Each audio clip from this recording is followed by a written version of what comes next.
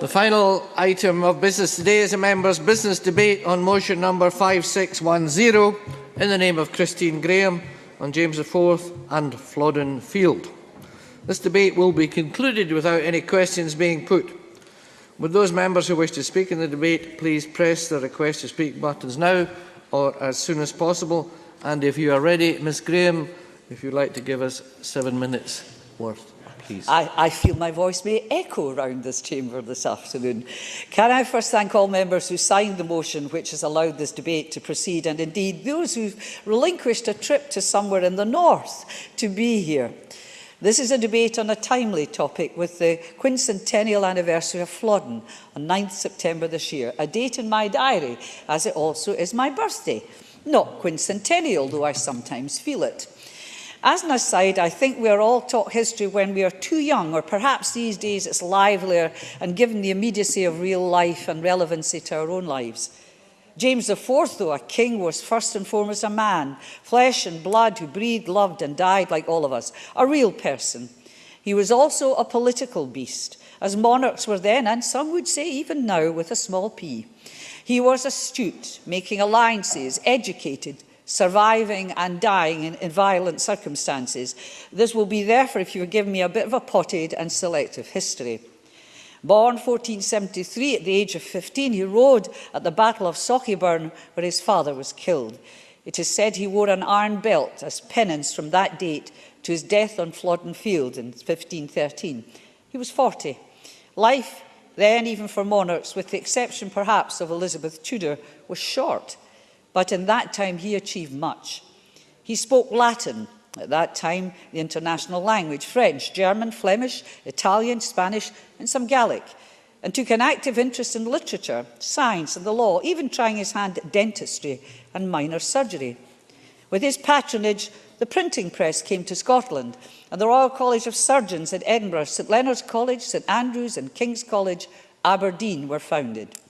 He commissioned building work at the royal residences of Linlithgow Palace, Edinburgh Castle and Stirling Castle, and developed a strong navy led by his flagship, the Great Michael, said to be the largest vessel of its time. But he is remembered most because of the massacre at Flodden.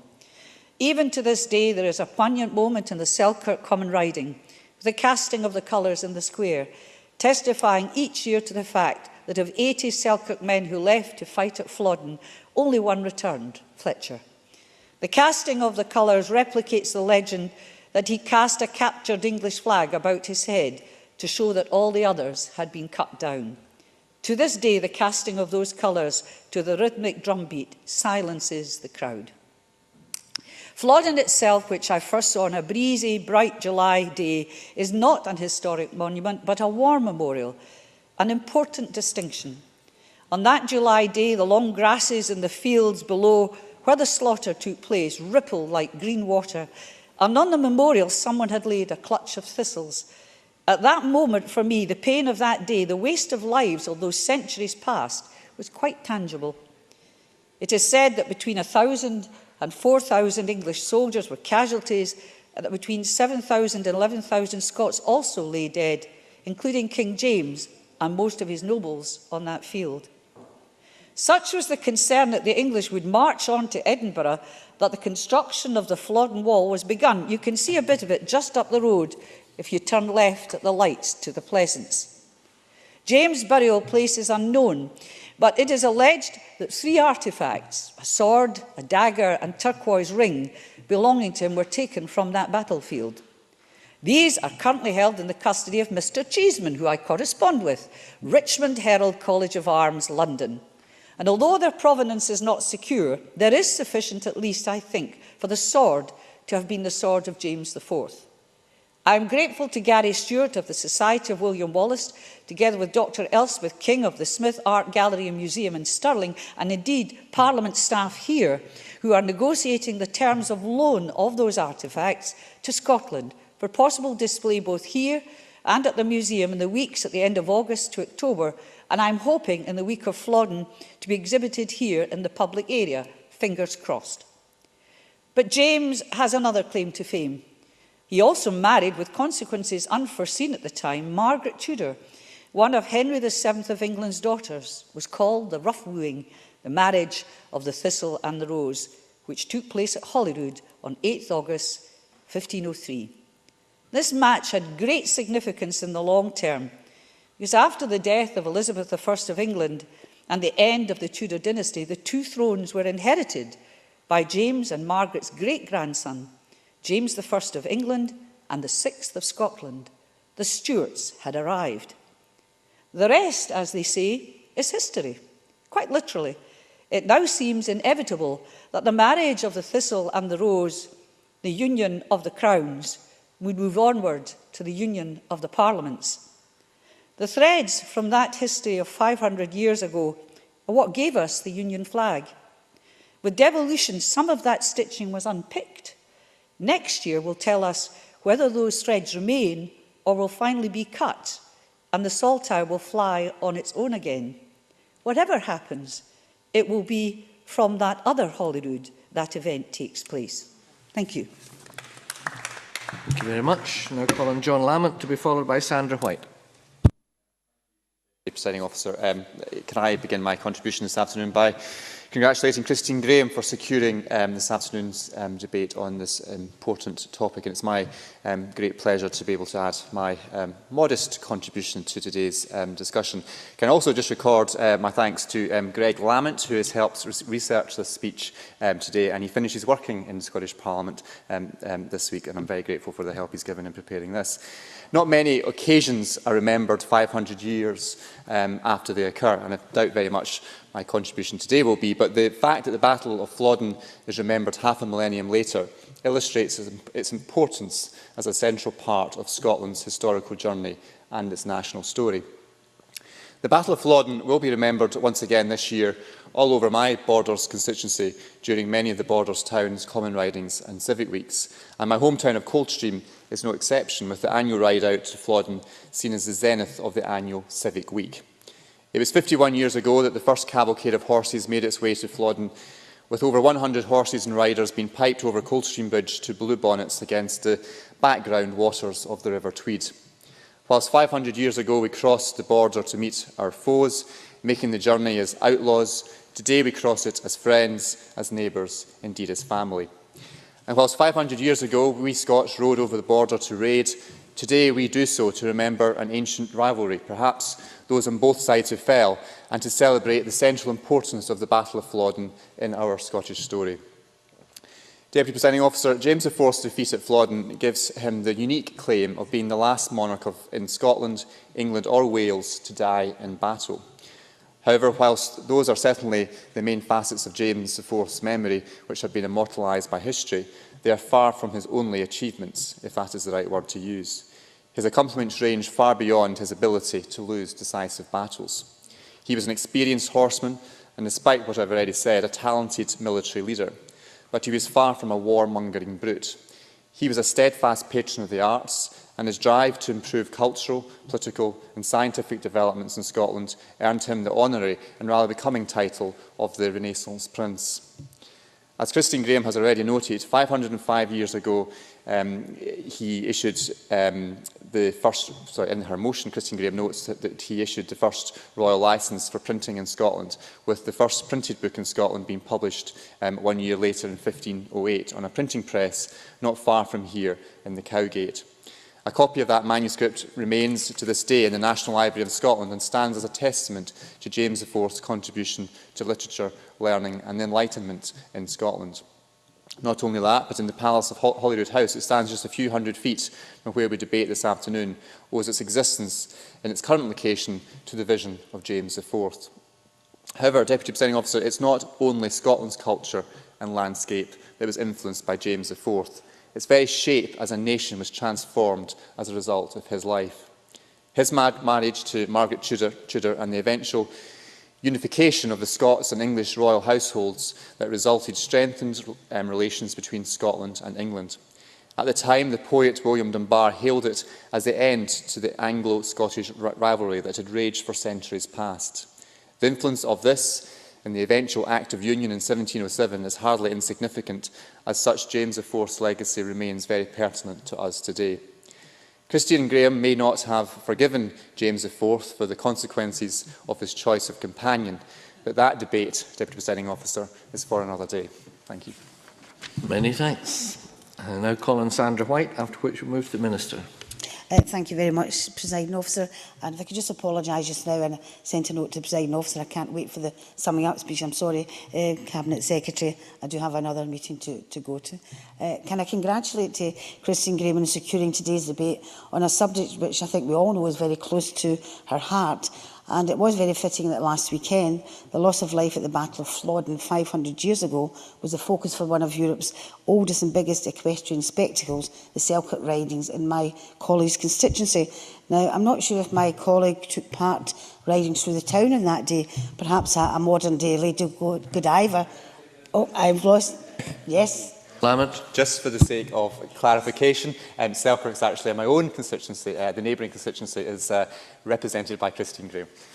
I thank the member for that correction, but it certainly wouldn't stop my friends and fellow member from attending anyway. I certainly heard from it. I was just wondering if she did attend in a position of perhaps Lady Godiva, but I'm sure she can let us know in that respect. I also want to thank Gary Stewart and Elspeth King for the work that they've done in this particular issue, but the work they've done in previous issues also. They do so much to ensure that our history here in Scotland is kept very much alive. Now, as we've heard from previous contributors, the Common Ridings was established to remember the 400th anniversary of that fateful day in 1513 when 80 men were left to fight for King James IV and just one returned. And as legend has it, he returned with a captured English standard around his head, and lowering its tip to the ground, he let the people of Selkirk know that everyone else had perished. With a generation of borderers lost in the battle, immortalising the Scots folk song, The Flowers of the Forest. The flowers of the forest are a weed away, and I wouldn't sing it. A haunting tune which many know as a lament, played on Remembrance Day or Remembrance Sunday. The song goes on to tell the fate of the battle. The English for ance by guile wan the day. For it says that although King James IV's army vastly outnumbered his English rivals, through Scottish mistakes and English guile, they inflicted one of the heaviest defeats against the Scots in our history. King James was killed and his body removed, taken to Berwick, embalmed and put in a lead coffin.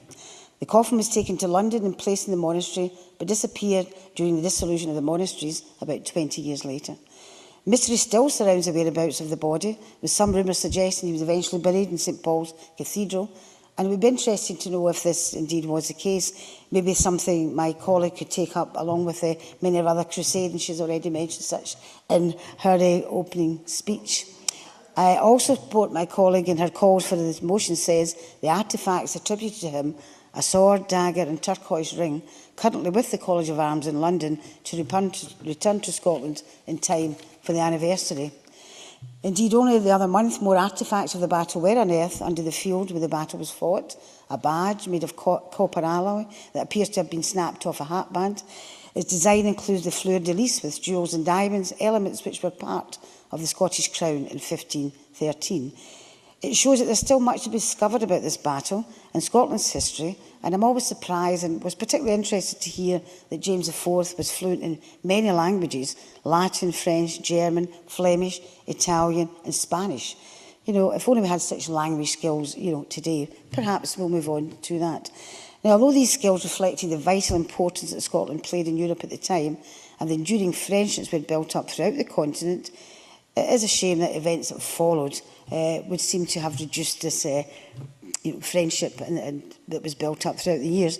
But I'm sure as history has moved on, we see this friendship rebuilding, particularly with the European friends, and I'm sure this history will not repeat itself, that we will go on to independence and the referendum in 2014, and all of this that has been built up, the friendships, the languages, will continue to flourish in an independent Scotland. Thank you very much. And thank you. I now call on Minister, Cabinet Secretary Fiona Hislop to close the debate on behalf of the Government, please. I want to congratulate Christine-Grahame for securing this members' debate and for her continuing efforts to mount an exhibition here in Parliament about the Flodden objects from the College of Arms in London. And I think what we might not have had in terms of quantity, in terms of speeches, I certainly think we have made up in terms of quality from the 3 speeches that we've heard to date. Very fine speeches. One of Scotland's greatest kings, Christine-Grahame, has set out that James the Fourth had quite remarkable achievements in his life, and I think she's quite right to set these out. But of course, James the Fourth's reign ended in disaster. It had all started so well. Just 11 years earlier, the Treaty of Perpetual Peace had been signed between Scotland and England, and the following year, on the 8th of August 1503, James married his child bride Margaret Tudor across the road from here in Holyrood Abbey. And the thistle and the rose were finally at peace. And yet, on a dreich autumnal day in 1513, thousands of the flower of Scotland were scythed down. The immediate impact of the Battle of Flodden was horrendous. The head of state, the king, was dead, along with much of the country's governing elite. The army was decimated, with thousands of foot soldiers slaughtered. It's hard to imagine, but the nation was rocked to its core. And Sir David Lindsay, the Scots poet and parliamentarian, writing in 1530, reflected, "I never read in tragedy nor story at one journey so many nobles slain for the defence and love of their sovereign." And then there was the human impact. Hardly a family in the land was left unaffected by the battle's aftermath, not even the royal family. Queen Margaret, with her 17-month-old son, was waiting in Linlithgow Palace for news of her husband. It took 5 days to come. To protect her son, she immediately went to Stirling Castle, where 12 days after his father's death, the child was crowned King James V. 500 years on, this isn't just forgotten history. These are real events with real and lasting consequences on Scotland's future, both then and now. Throughout the centenary year, there has been a resurgence of interest and a wide range of events that are taking place on both sides of the border to commemorate the Battle of Flodden. Many are community-inspired initiatives brought together under the Remembering Flodden project. The old red telephone box in Branxton, near the battlefield, has been turned into the world's smallest visitor centre, and tours of the battlefield will mark the anniversary on the 9th of September. The Flodden 500 Archaeology Project has brought professional archaeologists and local community enthusiasts together to better understand the battlefield site, and the Flodden 1513 Eco-Museum is working with Historic Scotland and other partners to create web links with many associated historical sites. And as part of its 40th birthday celebrations, the Scottish Chamber Orchestra has commissioned 3 new pieces, one of which was composed by Sally Beamish specifically to commemorate the battle. During an evening focused on war music, aptly entitled The Pity of War, the piece will premiere during the orchestra's 2013 season at venues throughout Scotland from this October through to May next year.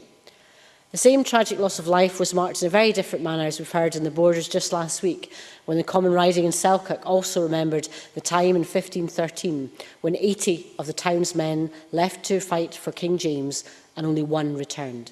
And throughout the summer, Historic Scotland's Living History events will be remembering Flodden. The popular annual jousting event at Linlithgow Palace will recall this year that the knights jousting in the summer of 1513 were those who lost their lives a few weeks later at Flodden. At Edinburgh Castle, the story of the optimistic prelude to the battle will be told. The army mustering on the meadows and the state-of-the-art artillery being brought out from the castle's gunhouse. The programme will culminate in a weekend-long event on the 21st to 22nd of September at Stirling Castle, relating the defeated army's return and the crowning of the infant King James V. Also, Iona Leishman, the former artist-in-residence, will be exhibiting new paintings in the Chapel Royal, inspired by the events around the battle. Destruction is in the nature of war, and few artefacts survive intact from Flodden. Mystery and family tradition surround those that do. The Keith Heraldic Standard was gifted to the Faculty of Advocates here in Edinburgh in 1808 by a descendant of Black John Skirving, the Earl's standard-bearer. And the story goes that Black John survived the battle but was taken prisoner. He saved the banner by stuffing it inside his clothes. Although doubts have been cast recently on the authenticity of the College of Arms objects, and similar uncertainty must be attached to the Keith Standard, the stories that surround them are marvellous and very much part of the traditions associated with the battle. And I commend Christine-Grahame for her successful efforts to secure the loan of the Flodden objects from the College of Arms in London. Many things now lost were no doubt taken from the battlefield in the days that followed, not least the mutilated corpse of the king. It was not treated well. Taken to Sheen Monastery in Surrey, the decapitated body now lies buried somewhere in the ruins under a modern golf course, and the head, buried unceremoniously in St Michael's Church in London, is now under an office block. Unlike Richard III, the last English king to die in battle, whose remains were discovered recently in a Leicester car park, there seems little likelihood that the remains of the last King of Scots to die in battle will ever return home. The Flodden commemorations demonstrate what can be achieved by reuniting behind a common purpose. Starting next year, preparations are well underway across the country to commemorate the first centenary of the First World War, another conflict in which the flower of Scotland paid a heavy price. Here again, I see meaningful and imaginative collaborations being developed across the entire cultural sector. These and this year's Flodden-related events show the huge passion and commitment so many have for our historic environment in its widest and fullest sense. And I thank Christine-Grahame for bringing the motion today so we can debate what is an important part of Scotland's history and the telling of Scotland's tale. Thank you very much. Thank all those who contributed, and I now close this meeting of Parliament.